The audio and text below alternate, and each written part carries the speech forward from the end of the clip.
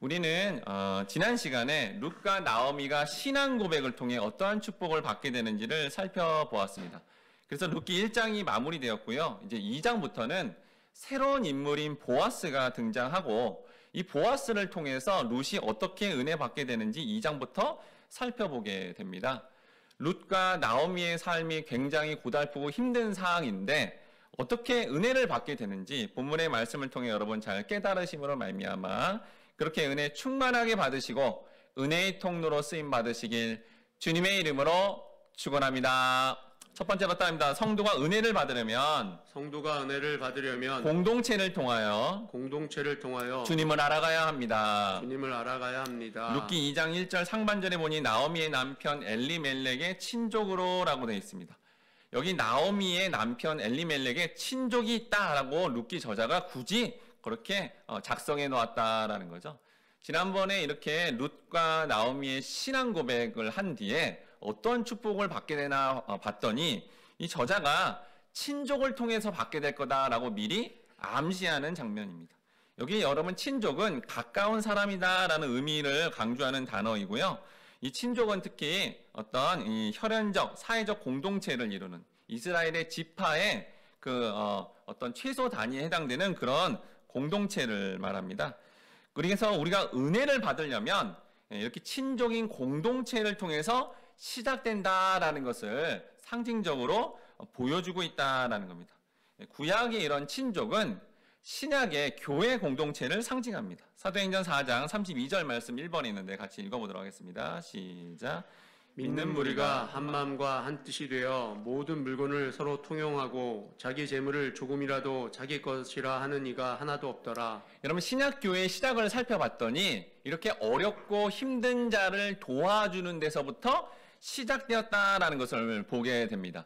그런데 여러분 여기 나오는 친족에 해당되는 보아스가 사회적 경제적 능력이 없는 룻과 이 나오미를 섬기는 이 모습이 초대교회의 모습과 동일한 모습이고 이러한 공동체를 통해 우리는 은혜를 받게 된다라는 겁니다. 사도행전 4장 33절 같이 한번 읽어보도록 하겠습니다. 시작. 사도들이 큰 권능으로 주 예수의 부활을 증언하니 무리가 큰 은혜를 받아. 여러분 초대교회 성도들이 이렇게 어떻게 어렵고 힘든 사람을 돕는가 했더니 그 돕는 근거와 동기가 어디에 있다는 거예요? 공동체의 부활의 증언인 복음의 말씀에 은혜를 받으니까 그 은혜를 받아서 이렇게 은혜를 나누는 과정이 되었다라는 겁니다. 즉 여러분 공동체에서 선포되는 교회 공동체에서 선포되는 말씀에 은혜를 받아야 그게 은혜의 시작이 되고 그 은혜가 또 풍성해지는 과정을 경험할 수 있다라는 것을 보여주는 것입니다. 룻기 2장 1절 하반절에 보니까 유력한 자가 있으니 그의 이름은 보아스더라라고 해서 이 보아스는 유력한 자다라고 그렇게 말씀하고 있습니다. 여기 여러분 유력하다는 것은 단순히 경제적인 힘이 크다라는 것뿐만 아니라 신체적, 도덕적, 군사적인 힘, 우리 다음 주에 이제 살펴볼 건데 이 보아스가 얼마나 인격적인지 정서적인 것까지 다 돌봐주는 그러한 힘이 있는 사람이다라는 거죠. 즉 보아스는 돈만 있었던 사람이 아니라 인격적으로도 아주 탁월한 사람이었다라는 겁니다. 근데 여러분 성경에 이 보아스라는 단어가 2번 나옵니다. 여기 지금 보아스라는 인물과 함께 또 하나는 열왕기상이 나옵니다. 열왕기상 7장 21절 말씀 2번에 있는데 같이 읽어보도록 하겠습니다. 시작. 이 두 기둥을 성전의 주랑 앞에 세우되 오른쪽 기둥을 세우고 그 이름을 야긴이라 하고 왼쪽에 기둥을 세우고 그 이름을 보아스라 하였으며. 여러분 솔로몬이 지은 이 성전에 보니까 2 기둥이 있어요. 성전을 이게 받침을 하고 있는 거죠. 아주 중요한 기능이잖아요. 근데 여기 기둥 하나의 이름이 뭐예요? 보아스라고 하죠. 그러니까 하나님 나라의 중요한 역할을 하는데 이 보아스도 여기 지금 룻기에서 아주 중요한 역할을 한다라는 것을 암시해주고 있습니다. 또한 여러분 보아스의 부모님이 누구일까요? 마태복음 1장 5절 말씀 같이 읽어보도록 하겠습니다. 시작. 살몬은 라합에게서 보아스를 낳고 보아스는 룻에게서 오벳을 낳고 오벳은 이새를 낳고. 자, 이 보아스의 부모님을 봤더니 보아스가 이렇게 될 수밖에 없구나라는 걸 알 수 있습니다. 이런 보아스의 어머니가 그 유명한 여리고성을 이렇게 정복하는데 큰 일조를 한 라합이고요. 또한 그 유다 집밥의 그 정탐꾼으로 왔던 살몬 사이에서 낳은 아들이었다라는 것을 이제 알 수 있습니다. 이런 룻기는 사사 시대 때 이렇게 기록됐다라고 했죠. 그러니까 지금 이제 그 라합과 살몬의 이제 결혼 이후에 얼마 시간이 안 지났는데도 불구하고 보아스가 유력한 자가 됐다라는 건 어떻다는 거죠? 하나님이 특히 라합이라는 지금 본문의 룻과 동일하죠. 이방 여인인데도 불구하고 이방 여인에게도 하나님이 놀라운 은혜를 주시자 거기 라합의 소생인 보아스가 이미 유력한 자, 규모 있는 어떤 가문을 이루었다라는 것을 보니 하나님이 그 라합의 후손에게 큰 복을 주고 있다라는 걸 알 수 있고 이제 보아스와 룻을 통해서 낳은 아들이 이후에 또 누굴 낳아요? 다윗을 낳고 또 다윗의 후손으로 누가 옵니까? 예수 그리스도가 오는 것을 보니 하나님은 오히려 이방 여인 뭔가 갖춰지지 않고 유대인들이 어떤 비난을 받을 만한 그런 대상에게 오히려 더 큰 은혜와 복을 주신다라는 것을 알 수 있다라는 거예요. 여러분 이렇게 보아스라는 인물을 우리가 알아가는데도 은혜가 되잖아요. 왜 그럴까요? 이 보아스가 룻기 전체에서 어떤 역할을 하냐면요. 바로 예수님을, 주님을 예표하는 인물로 나오게 된다라는 겁니다. 그래서 우리는 친족에 해당되는 이런 교회 공동체 안에서 이런 주님을 더욱더 알아감을 통해 은혜를 느끼고 경험하게 된다라는 거죠. 룻기 2장 4절 말씀 3번에 있는데 같이 읽어보도록 하겠습니다. 시작. 마침 보아스가 베들레헴에서부터 와서 베는 자들에게 이르되 여호와께서 너희와 함께 하시기를 원하노라 하니 그들이 대답하되 여호와께서 당신에게 복 주시기를 원하나이다 하니라. 예, 본문에 보니까 이제 히브리인들이 하는 전형적인 인사법이 나옵니다.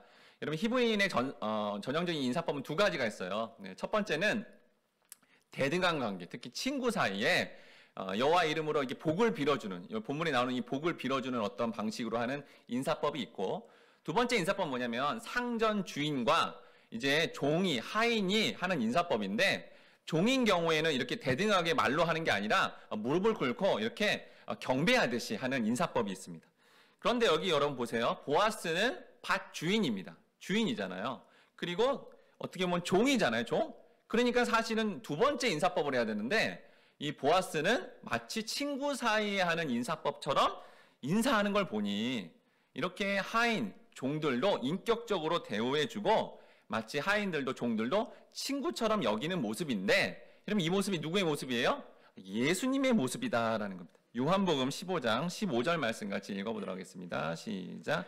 이제부터는 너희를 종이라 하지 아니하리니 종은 주인이 하는 것을 알지 못함이라 너희를 친구라 하였노니 내가 내 아버지께 들은 것을 다 너희에게 알게 하였음이라. 예수님은 우리에게 뭐라 그러냐면 원래 예수님 또 우리는 주의 종이에요. 종의 역할을 하는 어떤 부류인데 그런데 하나님 말씀을 같이 들으니까 너희는 나의 뭐예요?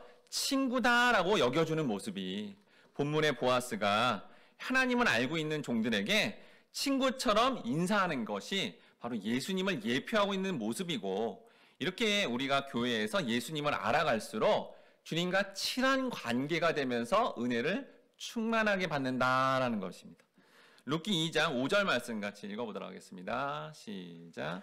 보아스가 베는 자들을 거느린 사환에게 이르되 이는 누구의 소녀냐 하니 여기 사환은 20세 전후의 젊은 남성을 의미하는데 이 보아스가 전체 종들 가운데 좀 똑똑하고 또 이런 일꾼들을 관리하도록 세운 청년 리더입니다.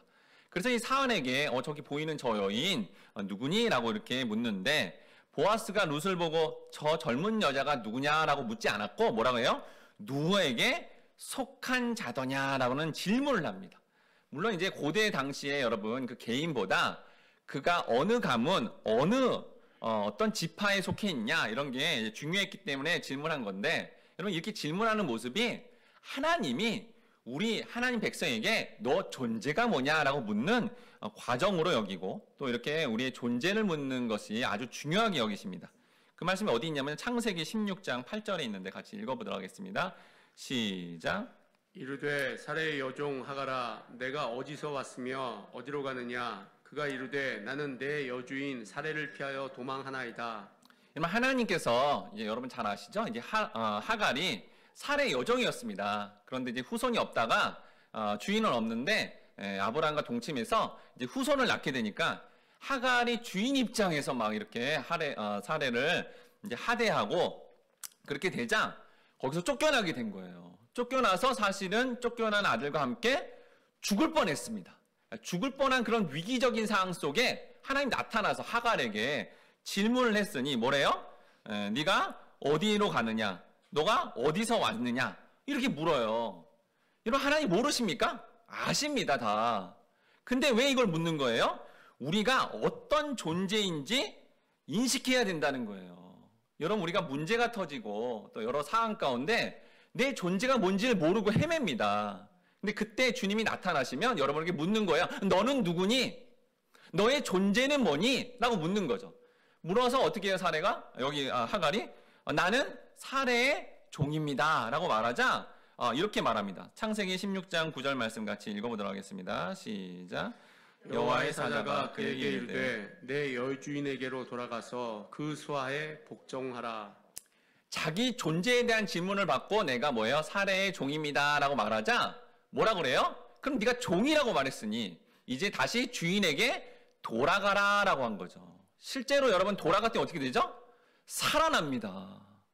여러분 그러니까 우리 안에 우리 인생에 여러 문제들이 생겼을 때 우리가 은혜를 받는 방법 또 이 문제 해결되는 어떤 방법은 내 존재가 뭔지를 알아야 된다는 거예요. 내 존재가 부모면 자녀를 노엽게 하지 않고 자녀면 부모를 공경하고 하나님이 주신 그 존재에 대한 반응들이 있어요. 각각의 다 부부관계, 상전이고 또 부하직원 관계 다 하나님 말씀했습니다. 그 존재에 대해서 반응하라는 거죠. 그런데 그 존재에 대해서 반응을 제대로 못하고 헤매게 되면 그때 하나님 나타나서 어떻게 해요? 우리가 기도하는 가운데 말씀을 통해 네 존재가 뭐니? 네 주님 저는 하나님의 자녀입니다. 하나님의 말씀에 순종하는 자입니다 라고 반응하고 그리고 그대로 그거를 삶에서 실천하면 그게 뭐예요? 하나님의 질서 안에 은혜를 받는 과정이 된다라는 것을 알 수 있다라는 거죠. 즉 여러분 은혜를 받아가는 은혜를 받는 과정, 은혜의 시작은 바로 하나님을 알아감으로 이렇게 하나님이 만드신 질서를 알아감으로 은혜를 받게 된다라는 겁니다. 아주 중요한 말씀인데요. 출애굽기 33장 19절 말씀 4번 있는데 같이 읽어보도록 하겠습니다. 시작. 여호와께서 이르시되 내가 내 모든 선한 것을 내 앞으로 지나가게 하고 여호와의 이름을 내 앞에 선포하리라. 나는 은혜 베풀 자에게 은혜를 베풀고 긍휼히 여길 자에게 긍휼을 베푸느니라. 여러분 우리 성도가 이게 헷갈리면 안 되는데 막 은혜 받고 싶어서 내 열심으로 뭔가를 열심히 한 다음에 은혜 주세요. 여러분 그렇게 은혜가 오는 게 아니다라는 것을 이 말씀을 통해 알려주고 있어요. 여러분 은혜는 전적으로 어떻게 해요? 하나님의 성품에 따라 주어진다는 거예요. 하나님이 긍휼히 여길 대상이 생기면 그때 은혜를 주시는 거지. 사람이 성도가 뭘 어떻게 열심히 한다고 은혜 받는 게 아니다라는 거죠. 그럼 여러분 은혜를 받으려면 우리는 어떻게 해야 되죠? 하나님을 알아야 됩니다. 하나님 성품이 뭔지, 하나님이 어떻게 일하시는지, 하나님이 어떻게 은혜를 베푸시는지를 성경에 나와 있어요. 그걸 알고 거기에 입각해서 반응해야 그때 은혜가 이어진다는 거예요. 여기 보니까 어떻게 해요? 하나님 보시기에 긍휼히 여김을 받을 대상에게 하나님이 전적으로 은혜를 베풀어 준다는 거예요. 그럼 여러분 이 말씀 오늘 알았잖아요. 알면 어떻게 기도해야 되죠? 이제 앞으로 어떻게 은혜를 받으려면 이렇게 기도해야 되죠. 하나님은 긍휼을 따라 은혜를 베푸시는 분이시네요. 주님 저를 불쌍히 여겨 주시옵소서. 주님 제가 다른 사람 보기에는 아무 문제가 없는 것 같고 좀 부유하고 잘 지내는 것 같지만 그렇지 않은 것을 하나님이 아시지 않습니까? 저를 제발 불쌍히 여겨주시고 긍휼히 여겨주셔서 그 은혜 가운데 제가 살아갈 수 있도록 주님 은혜를 베풀어 주시옵소서. 정확하게 기도하고 있는 거죠. 아니까 아는 것만큼 그 하나님의 성품, 하나님을 아는 것만큼 기도함으로 말미암아 은혜를 베풀어 달라라는 거 하는 거예요. 그런데 만약에 여러분 하나님을 이렇게 성경을 통해 제대로 모르면 우리는 엉뚱하게 마치 축복과 기도 응답을 통해서 은혜를 받고자 하는 어떤 기도가 아니라 사실은 엉뚱하게 기도할 수 있다라는 겁니다. 이런 기도죠. 하나님 제가 하나님 나라를 위해서 이것도 하고 저것도 하고 여러 가지를 했으니까 저에게 은혜를 복을 내려 주시옵소서라고 이렇게 하나님을 제대로 모른 채 기도를 했다. 그럼 여러분 이 기도는 어떤 기도가 되는 거죠? 아주 위험한 기도가 되어서 사실은 저주를 받을 수 있는 그런 기도가 될 수 있다라는 겁니다. 마태복음 7장 22절에서 23절 말씀 같이 읽어보도록 하겠습니다. 시작.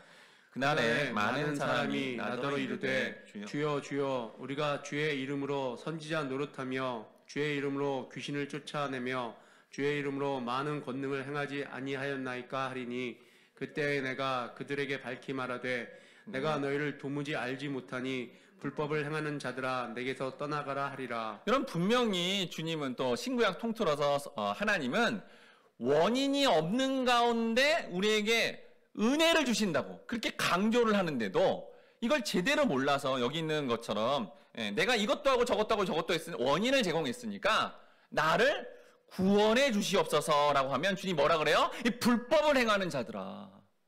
여러분 원인 제공하면 안 된다는 거예요. 왜요? 은혜의 속성이 원인 없이 주어지는 그 하나님이라는 것을 정확하게 알아야 우리는 제대로 은혜를 받게 된다라는 거고 교회 공동체를 통해 이거를 정확하게 배우고 깨닫고 반응해야 된다라는 겁니다. 그래서 우리는 은혜의 원천 되시는 예수님께 나아가 그 진리의 말씀을 들어야 됩니다. 요한복음 1장 14절 말씀 5번에 있는데 같이 읽겠습니다. 시작. 말씀이 육신이 되어 우리 가운데 거하심에 우리가 그의 영광을 보니 아버지의 독생자의 영광이요 은혜와 진리가 충만하더라. 여러분 예수 그리스도 안에 은혜와 진리가 충만하다는 거예요. 그래서 우리가 구약의 말씀인데도 이 안에서 예수를 발견하면 아까 말했죠. 보아스인 줄 알았는데 그 안에 예수였네? 기뻐해야 된다는 거예요. 그 기뻐하는 것 자체가 뭐예요? 은혜라는 거죠. 왜요? 예수님 안에 은혜가 충만하기 때문입니다. 그래서 여러분 매번 예수를 붙드는 자가 되면 어떠한 삶이 돼도 우리는 은혜를 누릴 수 있는 놀라운 비결을 이 정말 하늘의 복을 받는 비결을 누릴 수 있다라는 겁니다. 만약에 여러분이 어떤 일을 했는데 너무 잘했어요. 성공했어요. 그래서 막 신문 기자가 와서 어떻게 해서 이렇게 성공했습니까? 이렇게 물으면 어떻게 대답해요? 제가 한 게 없습니다. 다 예수님이 하신 겁니다. 얼마나 은혜로워요. 이게 성공을 해도 예수를 드러내는 거예요.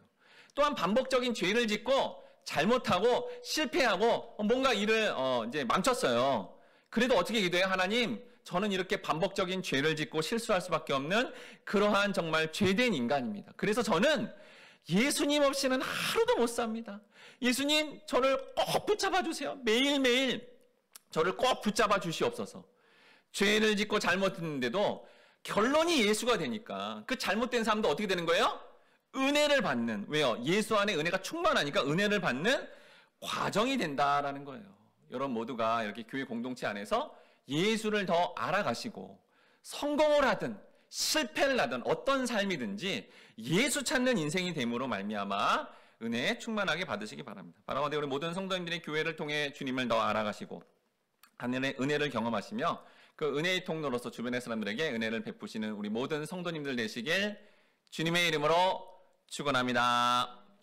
두 번째로 따라합니다. 성도가 은혜를 받으려면 낮은 자리로 나아가야 합니다.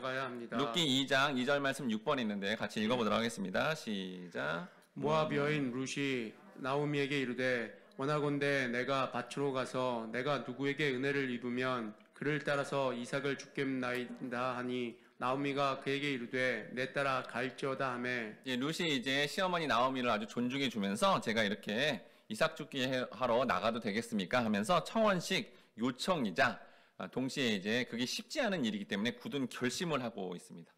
여러분 룻은요 이렇게 은혜 받는 자인데 은혜 받는 자의 모습에 어떤 모습을 보여줘요. 여러분 은혜를 받는다는데 난 아무것도 안 해야지 이게 아니라는 거죠. 하나님이 우리에게 허락해 주신 어떤 주권적인 환경, 이 상황 속에 내가 할 수 있는 일은 최선을 다하는 게 그게 바로 뭐예요? 은혜 받은 자의 모습이다라는 겁니다. 하나님이 원인 없이 우리에게 호의를 주시지만 우리의 삶에 이렇게 정말 정확하게 주어진 건데도 네가 게으르고 그렇게 허락하심을 무시하고 아무것도 안 한다면 그 은혜 받는 자의 모습이 아니다라는 거예요. 우리는 하나님이 허락하신 내 삶의 상황 가운데 최선을 다해야 된다라는 겁니다. 근데 이때 룻이 자신이 누구에게 은혜를 받으면 이 이삭 죽기가 가능합니다라는 이 말을 한 것은 당시 이스라엘의 어떤 사회상을 보여줍니다.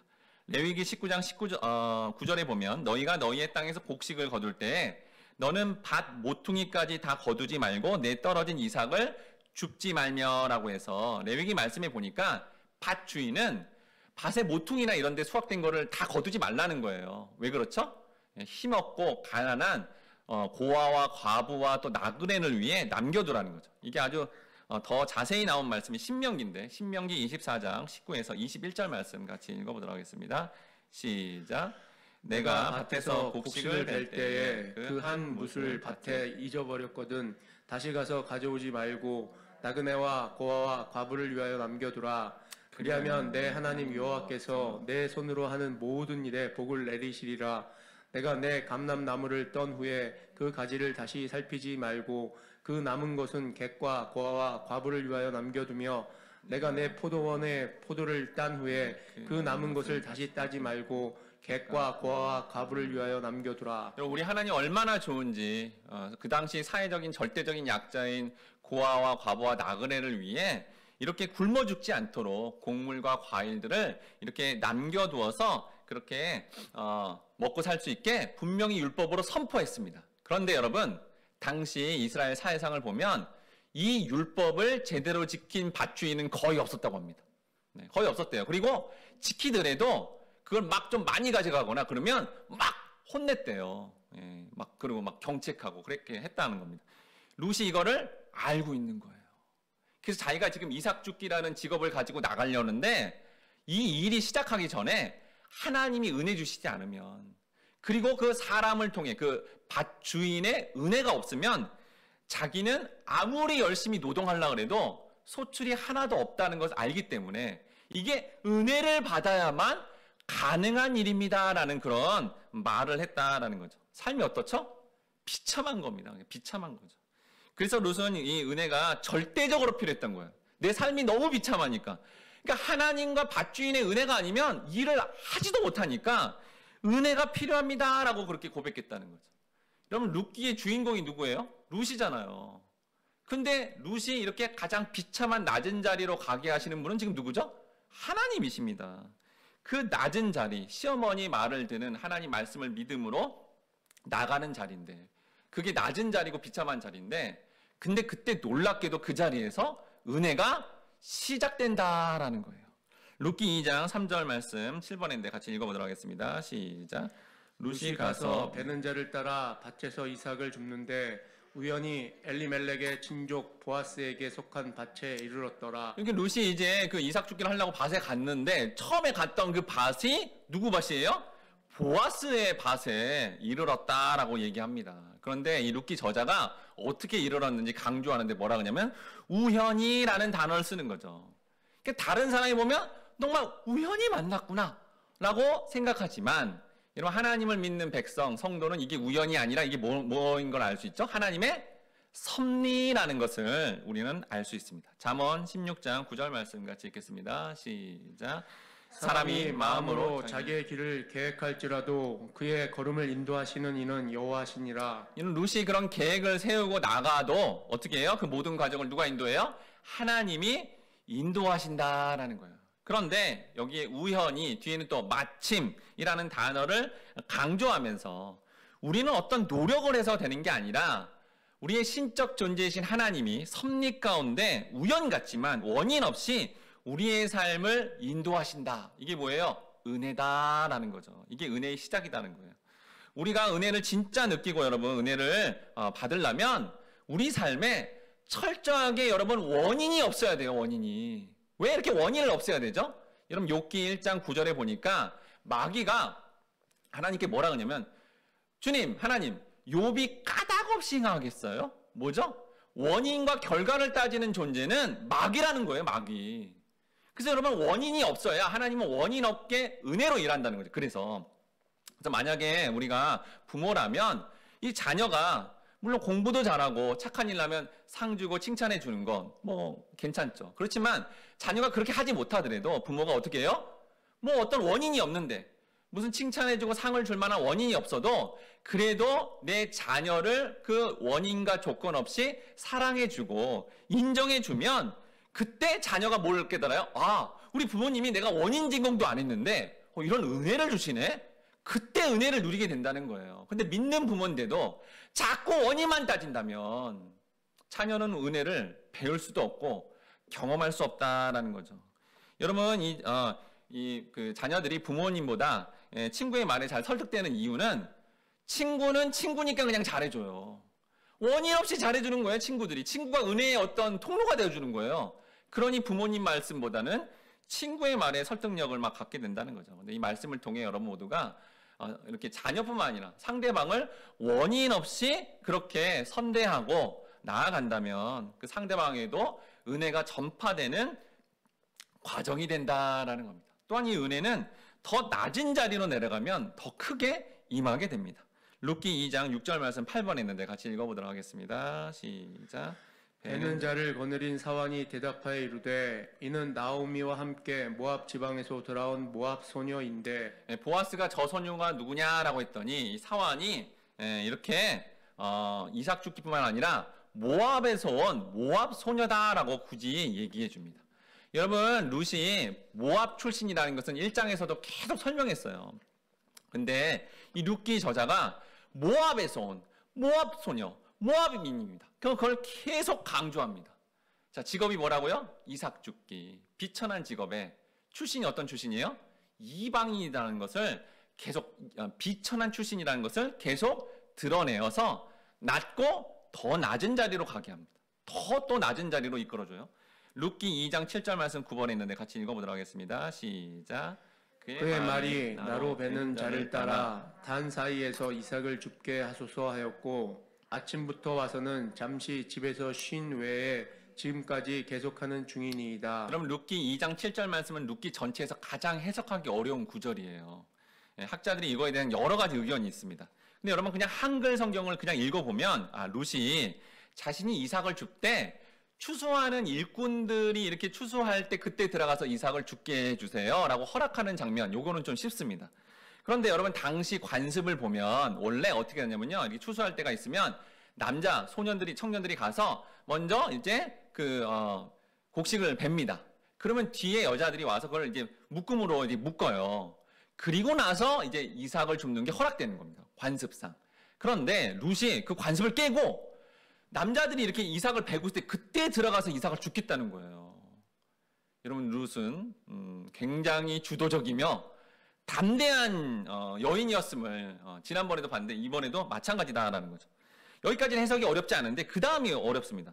잠시 집에서 쉰 일에 지금까지 계속 일을 하고 있다라는 이 말씀이 그럼 집이 근처라는 걸까요? 이것도 좀 의문이 들고, 또 계속 일을 하고 있는 이 모습은 지금 이삭 죽기를 열심히 하는 건가요? 저도 이렇게 본문 해석을 깊이 있게 하기 전에 그냥 이렇게 통독 읽을 때는 그냥 룻이 이삭 죽기를 하는 건 줄 알았어요. 그렇지만 이 배경과 주석과 또 학자들의 어떤 공통적 의견을 잘 봤더니 이 문장은 이 사안에게 보통의 부탁이 아니라 관습을 깨는 부탁을 한 뒤에 룻이 가자마자 막 이삭을 주었다는 얘기가 아니라 그 밭 주인이 이걸 허락해 줘야 되잖아요. 사안에게 권한이 없잖아요. 그래서 룻이 뭘 했냐면 그 이삭을 이렇게 자르고 있는 거기에 이렇게 멀뚱하게 서 있었다라는 거예요. 여러분, 룻이 지금 직업이 뭐라고요? 이삭 죽기, 가장 비천한 직업. 출신 어디라고요? 모압 출신이에요. 그런데 관습을 깨고 거기서 이삭 이렇게 베는데 거기서 죽겠다고 이렇게 부탁한 다음에 서 있는 이 모습은 뒤에서 수근수근 됐겠죠. 아니 저 비천한 출신, 저 다 끝나기도 한데 관습을 또 어기고 저렇게 하려고 그래? 라는 그런 정말 비난을 받는 그 자리, 일도 시작도 못했어요. 밭 주인이 아직 허락을 안 해줘가지고. 얼마나 비참하게 그 자리에 멀뚱멀뚱 서 있는 모습을 하고 있었다라는 겁니다.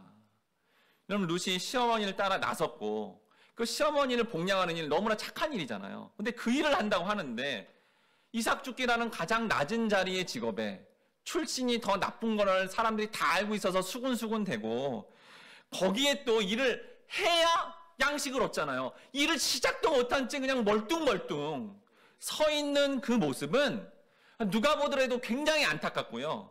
너무나 처절하고 불쌍해 보이는 그러한 모습이다라는 거예요. 그런데 룻이 행한 그 모든 것이 우연 같은데 그 우연이 하나님의 섭리 가운데 적용되어 결국은 그 당시 사람이 가질 수 있는 가장 낮은 자리 갔더니 그 낮은 자리에서 누굴 만나요? 예수님을 예표하는 보아스를 만나는 과정이 돼요. 진짜 하나님의 은혜를 충만하게 누리게 되었다라는 겁니다. 그래서 여러분, 성도는 내가 무슨 공부를 일부러 못한 게 아니에요. 내가 일부러 안 해가지고 그 일을 겪는 거 아니라니까요. 그런데 하나님이 주권하에서 마치 루세의 삶처럼, 마치 예수님의 삶처럼 아주 낮은 자리, 더 낮은 자리로 깊이 내려갈 때 여러분 두려워하지 말라는 거예요. 내가 불성실한 것도 아니고 내가 최선을 다했는데도 자꾸 더 낮아지는 그 자리 가면 놀랍게도 하나님은 우리가 예상치 못하는 너무나 큰 은혜를 주셔서 영적으로 가장 영광스러운 자리에 서게 하신다라는 겁니다. 빌립보서 2장 7절에서 10절 말씀 10번인데 같이 읽어보도록 하겠습니다. 시작. 오히려 자기를 비워 종의 형체를 가지사 사람들과 같이 되셨고 사람의 모양으로 나타나사 자기를 낮추시고 죽기까지 복종하셨으니 곧 십자가에 죽으심이라. 이러므로 하나님이 그를 지극히 높여 모든 이름 위에 뛰어난 이름을 주사 하늘에 있는 자들과 땅에 있는 자들과 땅 아래에 있는 자들로 모든 무릎을 예수의 이름에 꿇게 하시고. 여러분, 예수님은 하늘 보좌의 하나님이셨습니다. 이렇게 우리를 그냥 다 다스릴 수 있는 분이었단 말이에요.